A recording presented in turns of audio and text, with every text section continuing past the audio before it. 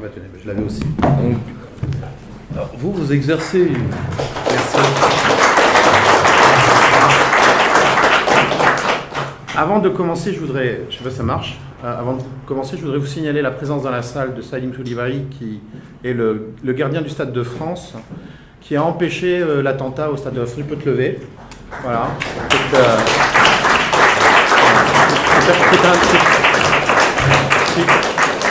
Qui est un homme courageux, un vrai patriote français, un musulman qui picole, hein, parce que moi j'ai picolé avec toi plusieurs fois, hein, un bonjour pour le Ramadan, et qui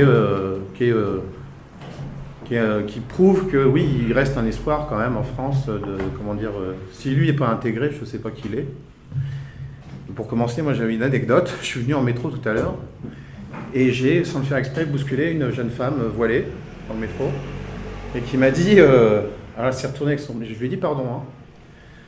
Elle s'est retournée vers moi et elle m'a dit, vas-y, c'est parce que je fais le Ramadan que tu fais ça ou quoi? Alors non, c'était pas du tout pour ça.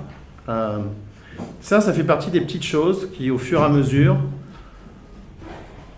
vous donnent l'impression que finalement, c'est pas une question de plus être chez soi, c'est une question, ça fait 20, 30, ça fait depuis Giscard en réalité, qu'on les laisse nous parler comme ça. Qu'on les a tellement victimisés que, au final, ils se prennent, comme toutes les victimes, ils finissent par se prendre pour des héros et veulent se venger. Bon, j'ai écrit ce livre, La France djihadiste, parce que je suis originaire de Montpellier, que ma famille est de Lunel. Je ne sais pas si les gens connaissent Lunel ici. Voilà, bon. Et alors, Lunel, c'est une petite ville entre Montpellier et Nîmes qui fait 25 000 habitants et où 25 personnes sont parties faire le djihad en Syrie et en Irak. Et donc, c'est le plus gros ratio d'Europe, on va dire du monde, parce qu'il y a finalement assez peu de Canadiens, d'Américains ou de... Enfin non, c'est faux en fait ce que je dis, parce que le plus gros ratio du monde, je crois qu'il est en ex-Tchétchénie. Enfin, bref. Ce que je voulais dire, c'est que moi j'ai commencé cette enquête en fait en m'intéressant au cas de Lunel. Et mon éditeur, Ring, donc les éditions Ring, mon éditeur m'a demandé de dézoomer, de m'intéresser avant. Hein, il a eu le nez avant les attentats du 13 novembre, de dézoomer sur d'autres cas comme Lunel. C'est-à-dire ces territoires qui sont complètement arrachés à la République, où dans les faits le droit français s'applique presque plus, et où la France a complètement renoncé à exercer toute espèce d'autorité. Mais des fois dans des coins complètement improbables. Lunel est déjà un coin improbable, pour ceux qui connaissent. C'est une petite ville charmante, avec des palmiers, on y boit de l'anisette, il y a des courses de taureaux sans mise à mort, enfin les courses camarguaises, etc. Mais c'est une ville qui... D'ailleurs, c'est marrant parce que Renaud Camus a commencé sa thèse du grand remplacement un jour en traversant Lunel en voiture. C'est là où il a eu ce flash. Bon. Moi, c'est une ville que j'avais quittée pour des raisons professionnelles pendant 10-15 ans, et c'est un peu comme dans le film Retour vers le futur. Vous revenez sur le marché provençal que vous avez connu quand vous étiez jeune, et c'est devenu maintenant un marché, alors avec librairie coranique, stand de hijab, etc., et prêcheurs. Et on a laissé s'installer tout ça dans, moi, ce que j'appelle des petites poches salafistes, qui sont en réalité des colonies. En France, il faut dire la vérité, ça a un nom, quand c'est plus votre droit qui s'applique, quand les pompiers ne peuvent plus intervenir sans qu'il y ait la présence de la police au quotidien, quand la police veut bien venir, parce qu'ils en ont marre de se faire caillasser. Alors, mon livre, je vais parler un petit peu de mon livre, puis après, vous me poserez des questions. Moi, je ne sais pas qui l'a lu, peut-être ici. Personne, c'est rassurant.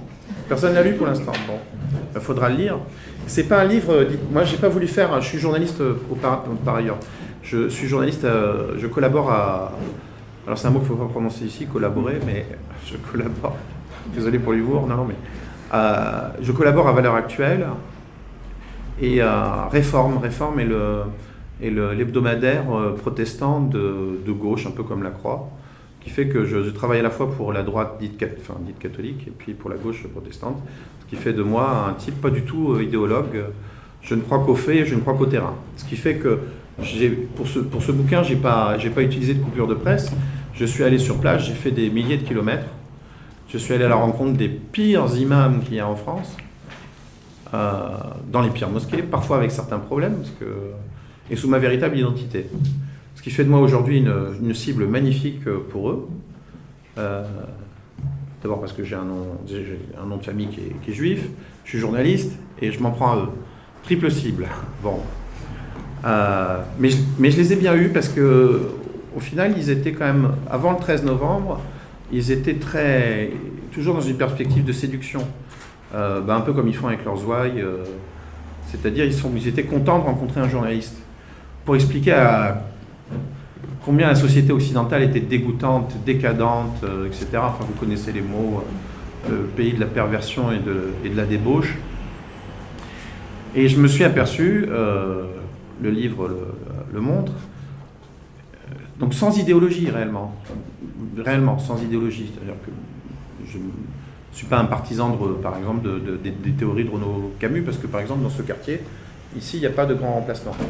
C'est pas vrai. La plupart des quartiers chics parisiens, il n'y a pas de grand remplacement. Mais dans certaines villes, oui. En effet, à Lunel, il suffit d'aller vous promener, de poser votre caméra pendant 10 minutes à la sortie d'une des plus grandes écoles publiques. Vous apercevez que, oui, en effet, il y a eu du remplacement. Moi, ce qui m'intéresse, c'est le danger immédiat que court la France. On est un pays c'est quand même pas banal quand on a un président de la République qui est considéré par la moitié de la planète comme un type mou, mais qui quand même explique qu'on est en guerre. Donc c'est quand même pas banal de se dire qu'on est en guerre et qu'on fait rien finalement contre ça. On est dans la rue des ministères, là. Vous voyez beaucoup de soldats en armes, vous voyez beaucoup de mitraillettes. On n'est pas un pays en guerre, la réalité c'est que eux sont en guerre et nous on n'est pas en guerre. Les imams que j'ai rencontrés, si vous lisez le livre, et je le souhaite pour vous, c'est pas uniquement pour mes revenus personnels, les imams que j'ai rencontrés qui tiennent des propos odieux contre la France, qui tiennent un double discours, mais je le prouve, parce que la plupart du temps je les ai enregistrés en douce, donc c'est pour ça qu'ils ne me rappellent pas, ceux-là sont en liberté aujourd'hui. C'est-à-dire que des gens qui ont poussé de futurs terroristes à détester la France, eux sont des idéologues pour le coup, sont en liberté. Alors moi je dis, pour un pays en guerre, on n'applique pas les lois de la guerre, on ne fait pas de prisonniers de guerre, quoi, finalement. Donc on les laisse dans leur mosquée raconter n'importe quoi. Moi, écoutez, série de reportages que je fais pour le livre, je vais à la mosquée des Bleuets dans le 13e arrondissement à Marseille. Par ailleurs, un 13e arrondissement géré par le maire FN, Stéphane Ravier. La pire mosquée salafiste de France, c'est la mosquée des Bleuets. Et là, je vous raconte un truc pour vous indiquer quand même que les journalistes ne font pas leur boulot. Parce que c'est pas une légende, c'est vrai, malheureusement. Moi, ça m'attriste. Mais non, mais c'est vrai. Moi, j'y vais, et manque de bol, pour mon livre, j'avais des caméras cachées partout. Bon. Manque de bol, ce jour-là, ma caméra que j'avais dans ma montre, sur une trotteuse, qui ne bougeait pas, fixe, ne marchait plus. Donc j'ai bien été obligé d'utiliser mon téléphone pour faire des photos. Et ce jour-là, ils organisaient une démonstration de force. C'est-à-dire qu'ils ont demandé, dans une galerie commerciale, à ce que les commerçants mécréants ferment leur boutique pendant la grande prière du vendredi. Et ils s'y sont pliés. Donc ça, c'est pas dans ma tête, c'est vraiment la soumission telle que la pire qu'on puisse imaginer. Puis moi, je le raconte dans le livre. Je vais voir le type qui gère le tabac. Puis je lui dis, mais vous êtes... Il me dit, oui, je suis catholique, mais enfin bon, vous comprenez. Puis j'accepte. Je me souviens quand il ferme sa boutique, il était 12h43. Il m'a chouillé un cigare. Il me dit, ben non, mais c'est normal. Il faut quand même comprendre. Et pendant donc cette galerie commerciale, donc, qui est assez longue, une auto-école, une pizzeria, un bureau de tabac, un coiffeur, etc.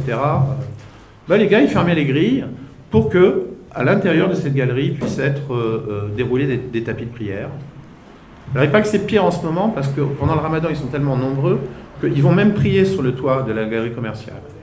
Bon, le tout avec des haut-parleurs. Ben voilà ce que c'est, si vous voulez, ce que j'ai vu, moi, de pire en France et qui vous indique que les choses vont vraiment pas bien. Elles vont pas bien parce qu'on les laisse faire déjà. La moindre des choses, ce serait peut-être de leur dire vous avez un lieu de culte, bon, priez à l'intérieur de votre lieu. Non, mais non, ça ne dérange personne.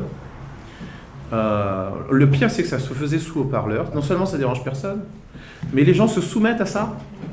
C'est incroyable. Vous connaissez la force qu'a l'occupation, quoi. C'est un territoire, c'est-à-dire un territoire. C'est à la fois un territoire arraché à la République, c'est un territoire occupé. J'aime beaucoup cette comparaison. On me l'a beaucoup reproché dans mon livre de dire qu'il y a beaucoup de territoires, mais j'appelle ça des territoires occupés. Alors on m'a dit, oh là là, c'est un adepte du point Godwin, là, encore un emmerdeur de gars d'origine juive qui voient Hitler partout. C'est pas le cas du tout, hein. Je le compare souvent, ces territoires occupés, parce qu'il y a les mêmes phénomènes qui se produisent, c'est-à-dire que vous adoptez aussi la langue et la religion de l'occupant. Bah oui, au final, quand vous finissez par être plus nombreux que... Vous finissez par... C'est pour ça que ce qui explique qu'il y ait beaucoup de convertis dans les bataillons djihadistes, et que tout simplement, ils adoptaient la religion et aussi la langue, parce qu'ils apprenaient l'arabe, avec plus ou moins de réussite. C'est quand même une langue compliquée, et que c'est quand même pas des génies, ils sont pas très brillants. Voilà où on en est, quoi. On a en France aujourd'hui, selon les services de renseignement, je suis quand même étonné que personne n'ait voulu se déplacer. Personne du tout. Non. Bon. Parce que moi, je les ai souvent eus. Pour la petite histoire, ils se réunissent très souvent dans le même bar à Paris. C'est à croire qu'ils sont encore plus bêtes qu'on les imagine. Donc le matin, vous avez rendez-vous avec un gars de la DCRI, après-midi avec un type de la DGSE. Enfin, c'est à mourir de rire. Et ce qui moi m'inquiète, c'est que quand on les voit, ils semblent moins au courant finalement que les journalistes. Je reviens sur un point, sur le fait que les journalistes ne font pas leur boulot. J'aime pas dire ça, j'aime pas taper sur les confrères, mais quand je suis allé dans cette fameuse mosquée des Bleuets, donc c'était mon dernier reportage d'avant-parution, février, donc 4 mois après, grosso modo, les attentats du 13 novembre.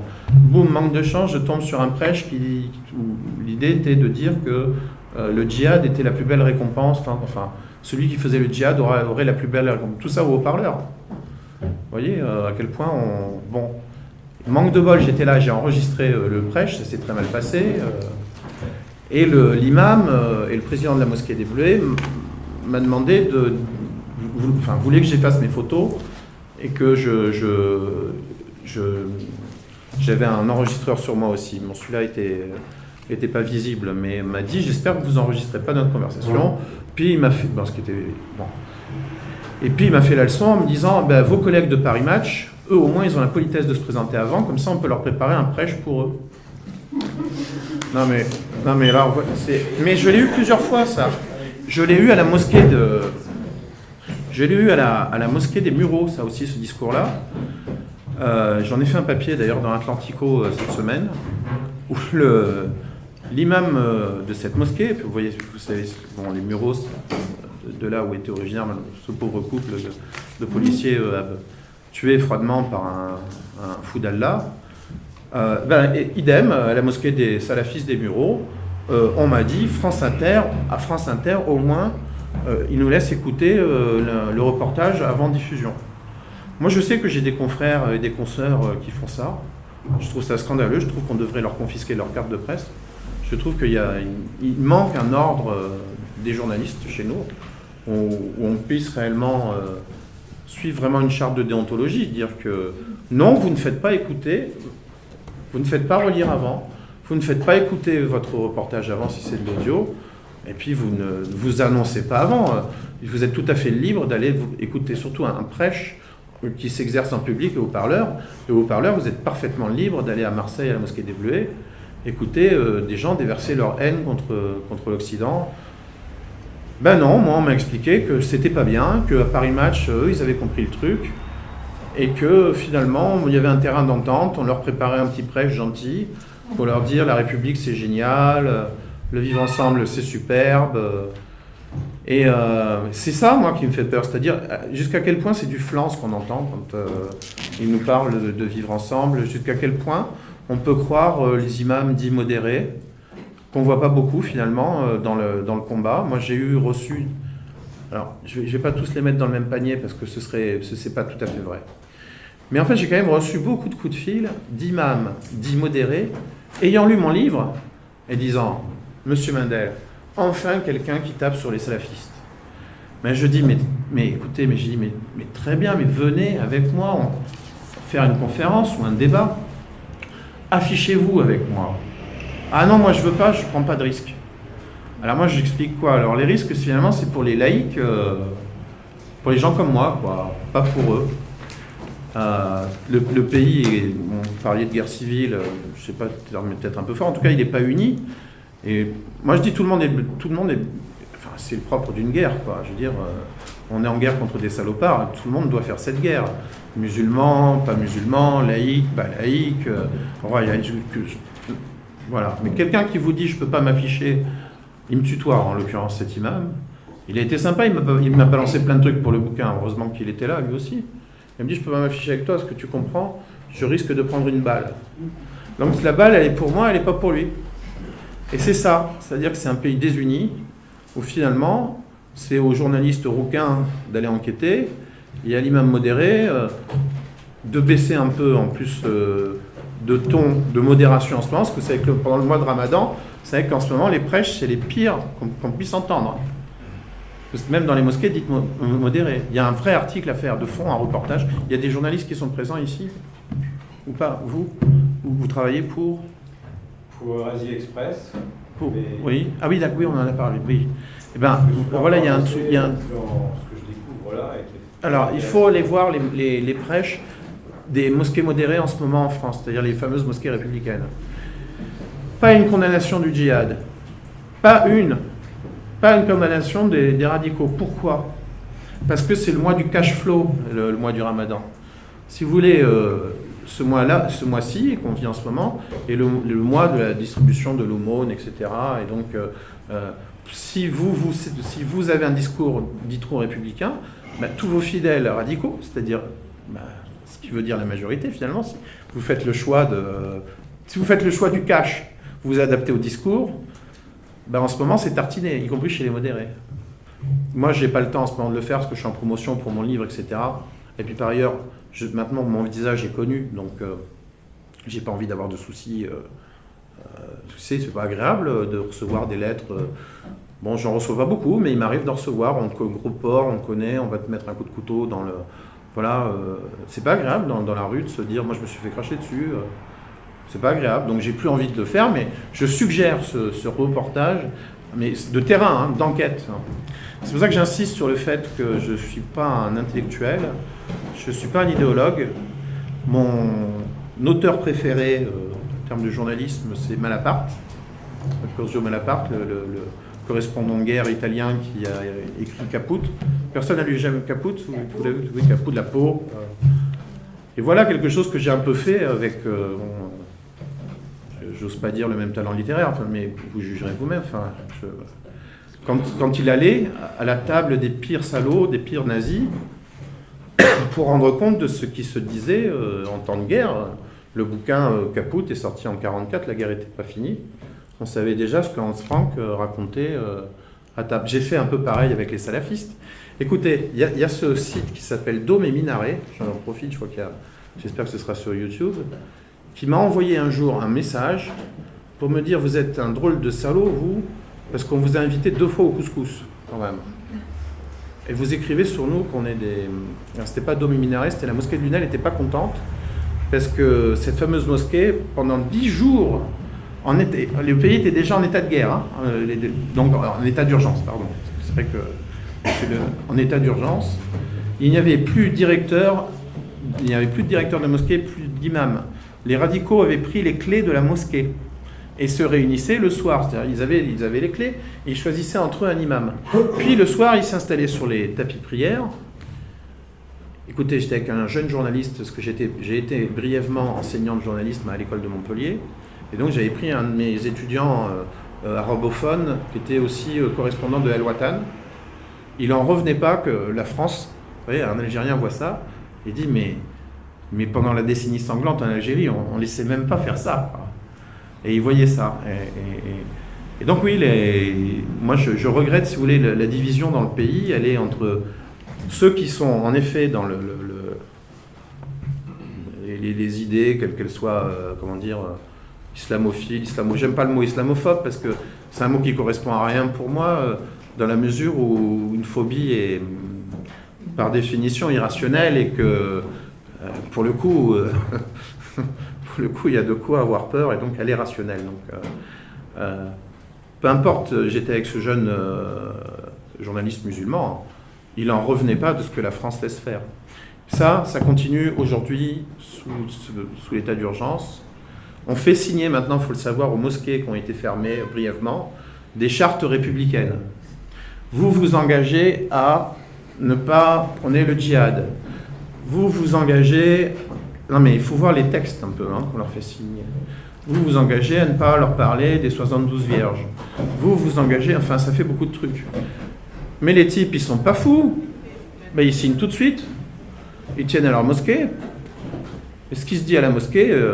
Bon, moi j'aime bien les comparaisons stupides, mais ce qui se dit à la mosquée, c'est une chose, et puis ce qui se dit, vous savez, vous connaissez l'expression sur Las Vegas, là, ce qui se dit à Las Vegas reste à Las Vegas, bah, ce qui se dit en dehors de la mosquée reste en dehors de la mosquée, on ne sait pas ce qui s'y dit, et en dehors de la mosquée, croyez-moi, c'est Las Vegas, en termes de ce qui se raconte. Voilà, donc aujourd'hui, on a pacifié les mosquées. Il n'y en a plus que 2 qui sont officiellement fermées, dont une pour des raisons de travaux, voilà. Donc ça va, tout va bien dans les mosquées, il n'y a plus de problème, on n'est pas en guerre, et tout va bien en France. Donc on peut aller boire ce que moi j'appelle Alors je ne suis pas parisien, donc je vais un peu taper sur les Parisiens, mais moi je me promène dans les beaux quartiers à Paris, moi qui suis montpelliérain, c'est une ville assez pauvre, Montpellier, qu'est-ce que je vois? Je vois des bobos boire des spritz, vous savez, ce cocktail infâme là, avec de l'apérol, si j'ai bien compris, du prosecco, puis je ne sais plus quoi encore. Moi, j'appelle ça on vit la Spritzkrieg en ce moment. C'est qu'on a vécu la Blitzkrieg, la France, et nous, c'est la Spritzkrieg. Parce qu'on est en guerre, vous avez tout un tas de bobos qui refont le monde autour de cet apéro dégueulasse. Ça vous fait rire, mais figurez-vous que je suis, moi, en train d'écrire un bouquin là-dessus, qui va s'appeler la Spritzkrieg. C'est-à-dire qu'on est en guerre, non mais, on est des fous furieux, quoi. On est en état de guerre, je ne demande pas aux gens de rester chez eux barricadés, mais je vois des gens qui me disent « Alexandre, tu as des visions, ça n'existe pas ». Ils n'ont jamais foutu les pieds dans une mosquée. Ils ne savent même pas à quoi ça ressemble. Ils ne savent pas ce que c'est. Ils ne font pas la différence entre un recteur de mosquée et un imam. Mais ils m'expliquent autour de Spritz, j'espère que c'est pas, je crois que ce n'est pas une marque, c'est un... Parce que Spritzkrieg, je trouve que ça sonne bien en plus. Et il m'explique, mais tu es fou Alexandre, on n'est pas en guerre, c'est pas vrai. Mais bon sang de bois, ils sont, pardon de parler comme ça, ils sont dans leur beau quartier. Bah, bien sûr qu'ils ne sont pas en guerre, enfin, sauf quand une voiture passe à 20 km/h, puis à 10, puis à 5, ils collent une rafale de balles. Là, ils comprennent, mais ça dure le temps d'une semaine. Vous savez, les fameux recueillements avec les « je suis ». Et puis en général, on met des nounours, on met des ours en peluche au pied des... Délire, mais... je ne sais pas dans combien de temps on finira par... Mais c'est ça la Spritzkrieg. On met des ours en peluche maintenant au pied des statues, donc au pied de la pauvre République qui n'a rien demandé. On met des ours en peluche pour condamner les attentats. Mais vous croyez qu'ils pensent... Mais d'après vous, ils pensent quoi de nous, les salafistes? Mais ils pensent qu'on est des faibles, qu'on est des nuls. Et plus on met... En plus, c'est dégueulasse pour les ours en peluche, enfin, ils n'ont pas mérité ça, quoi. À la limite, le Spritz, je peux comprendre. Mais les ours en peluche, pourquoi déposer des ours en peluche? Voilà ce qui se passe aujourd'hui en France. On est dans un...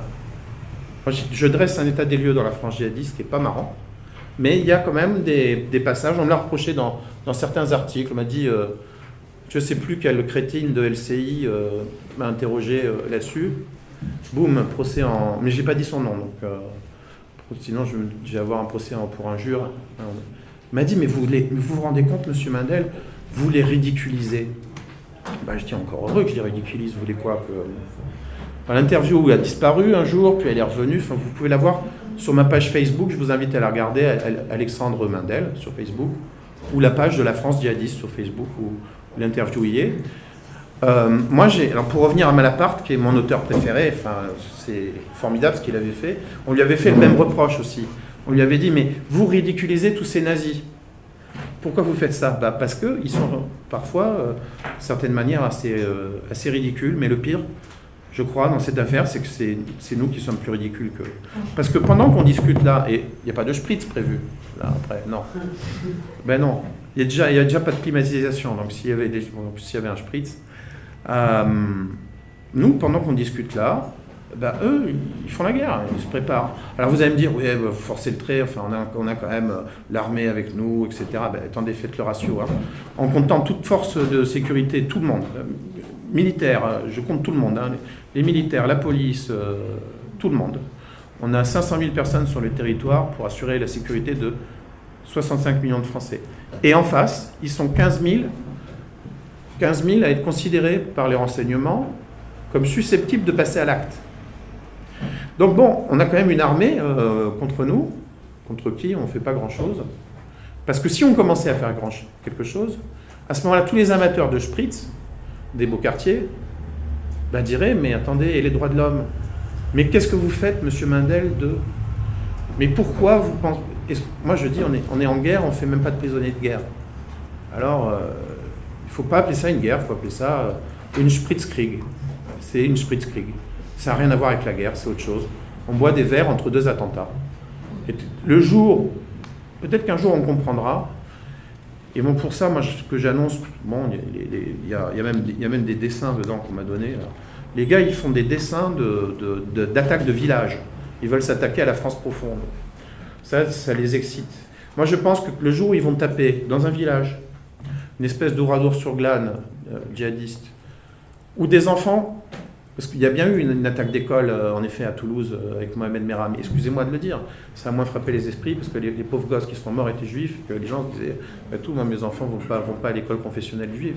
Mais le jour où il y aura des enfants qui vont mourir, ça va se passer dans la France profonde, là, oui, on arrêtera le spritz. Enfin, peut-être pas dans les beaux quartiers parisiens, mais cela ne représente absolument rien. Vous me disiez tout à l'heure que vous étiez minoritaire, mais vous rigolez. Vos idées de France désunie, de guerre civile, mais vous vivez trop à Paris. Faut aller en province. Les idées que vous défendez, ou celles que je défends, là, qui ne sont même pas des idées, puisque ce sont des faits. C'est tangible, c'est prouvé, mais la plupart des gens sont complètement d'accord. Les gens qui sont ridicules, je vous dis, ils ne représentent plus rien du tout. Ils représentent les beaux quartiers parisiens dont il faut s'éloigner de temps en temps. Moi, je n'étais pas habitué. Figurez-vous que je suis un polytraumatisé maintenant de mes promotions télévisuelles, journalistiques à Paris. Parce qu'à chaque fois que j'y vais, je me dis, mince, une France est en décalage par rapport à une autre. Bon, c'est normal. Je serai millionnaire, moi aussi, j'essaierai d'éviter d'habiter dans un quartier. À l'heure actuelle, j'habite à Montpellier, dans un quartier où j'essaye d'éviter de mettre les pieds, puisque il est moi, l'endroit où je vais le matin boire un café, il y a un salafiste, je le raconte dans mon bouquin, alors s'il me retrouve, il paraît qu'il sait que je parle de lui. Mais il y a un salafiste qui passe tous les lundis matins et qui va voir le patron pour dire « Tu ne sers pas mes frères ». Voilà. Moi, je vis dans ce genre de quartier. Je veux dire, c'est pas... j'ai rien contre les journalistes pleins de pognon et qui vivent dans les beaux quartiers et qui de temps en temps... Edoui Plenel habite dans un 400 mètres carrés, il paraît, pas loin de la place du Panthéon. Enfin, qu'est-ce que ce type-là peut connaître d'une vie comme la mienne, où je vais de mon quartier pourri salafisé à la maison de mon grand-père qui habite à Lunel, qui habite toujours à Lunel. Qu'est-ce qu'il y connaît? Rien du tout.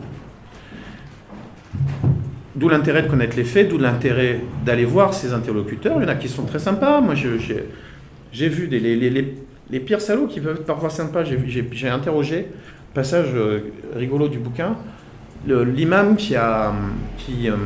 l'imam du type qui a essayé de tirer dans le Thalys, vous savez, et qui avait été désarmé par des Américains, un Britannique et un Français.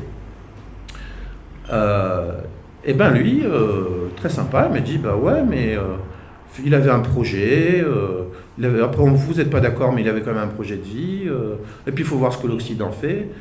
Et puis on discute 2 heures, et puis il était assez marrant, il venait du Burundi, il m'a dit, il était originaire, il souriait, il avait des grandes dents blanches, ça, enfin, je raconte dans le bouquin, vraiment un charmeur, quoi. Et à la fin, il me dit, allez, venez, je vous convertis, ça ne met pas beaucoup de temps, évidemment, en islam, ça ne met pas beaucoup de temps. C'est le délire absolu. Si vous voulez, c'est tellement délirant notre volonté à tout prix minimiser les choses avec l'islam, qu'en face, ils se disent, mais ils sont tellement cons, les pauvres, qu'on va même réussir à convertir un journaliste au bout de 2 heures. C'est vous dire à quel point je sautais les 2 pieds dans le plat devant eux, et eux se disaient, mais ils sont à côté de leur pompe, les pauvres journalistes, en plus j'ai une tête de crétin. Donc ça marche, si. Et oui, parce que j'aime bien, je venais habillé un peu à la Colombo, c'est un peu, alors les mains dans les poches, puis je me retournais, enfin je jouais un peu au con, quoi. Ah, j'ai oublié de vous dire, au fait, le type là qui a essayé de tirer dans le Thalys, c'était bien vous, après 1 heure d'interview, vous voyez. Alors, là, les types commencent à se dire, merde, finalement il est au courant que c'est moi. Donc le bouquin, c'est vraiment pas, encore une fois, c'est pas un livre idéologue, c'est Tintin. C'est Tintin dans les Molenbeek, quoi. Ou Colombo, je préfère. Colombo était plus malin que Tintin. En plus, il avait une chouette voiture. Et puis je préfère le chien de Colombo à celui de Tintin. Maintenant, je peux répondre à toutes les questions que vous voulez. Je crois que j'ai beaucoup parlé quand même. Donc, moi, j'aime les questions, et j'aime les questions provocantes. J'aime les trucs durs. J'aime qu'on me dise, je vais pas me les auto-poser, mais quelqu'un me disait tout à l'heure, je suis de Lunel. Qui m'a dit ça tout à l'heure? Je suis pas de Lunel. Ah. Mes grands-parents habitaient à proximité, j'habitais à Salins, auprès de Alès. Donc c'est pas très loin, mais je connais Lunel. Je connais même la maison qui était soi-disant hantée, qui est tout au bout d'un chemin avec des platanes. Où ça? À Lunel, il y a ça? Alors, bon, elle est pas en... Elle est terrible, votre ville. Il y a des maisons Non, mais- hantées. les maisons sont hantées par les barbus. Voilà. Non, mais vous avez raison. Mais vous savez, tout ça est un peu lié, en fait.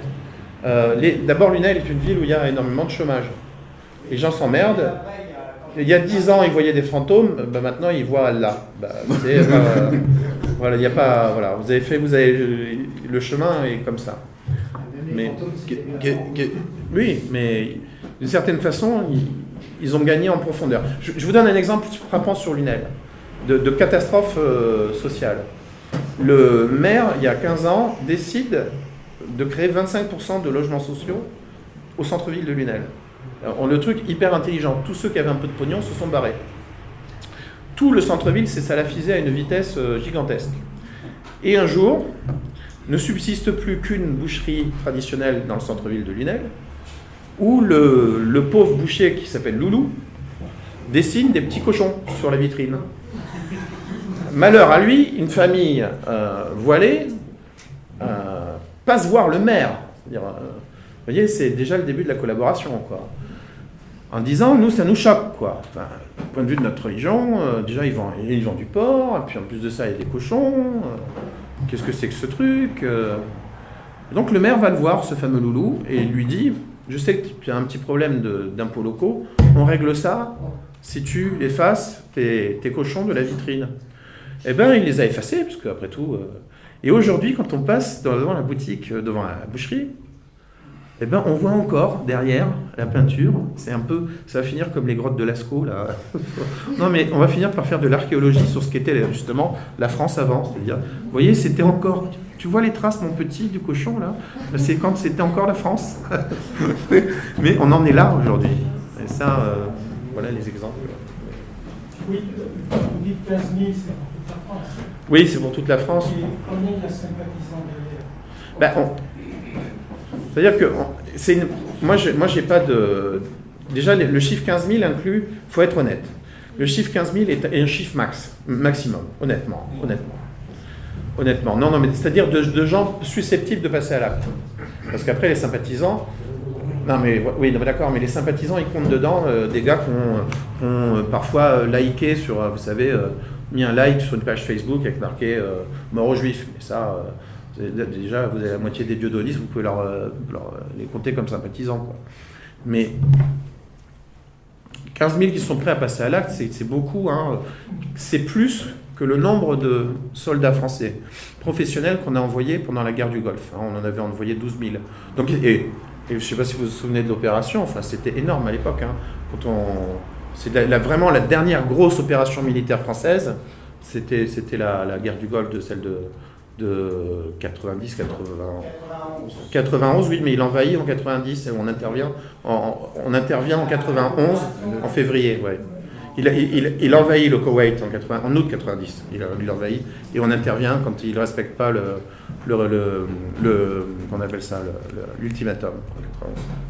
Et bien voilà, et ben vous avez sur votre sol, mesdames, messieurs, 15 000 personnes qui, pendant que Paris s'éclate à boire des spritz, s'entraînent, regardent sur Internet, se réunissent. Il y en a même qui ont pris un avion, parce que pourquoi pas, après tout, prendre un avion low cost pour aller en Irlande à 30 personnes, comme ça, lâchées dans la nature, pour aller en Irlande, se baigner à poil dans l'eau glacée, pour voir qui était apte ou pas à aller faire le djihad. Donc, ils font une espèce de service militaire parallèle, en plus. Donc, les mecs sont entraînés, puis nous, on les laisse faire. Et le soir, quand je rentre dans les beaux quartiers parisiens, on me dit « Non mais Alexandre, tu exagères, tu sais, tu as un peu des tendances fascistes, je trouve. Tu sais, prends un spritz, calme-toi. Prends-toi un spritz. » Merci beaucoup. L'ouvrage de notre invité, La France djihadiste, est à votre disposition pour ceux qui voudront tout à l'heure à la signature. Encore merci beaucoup pour ce témoignage.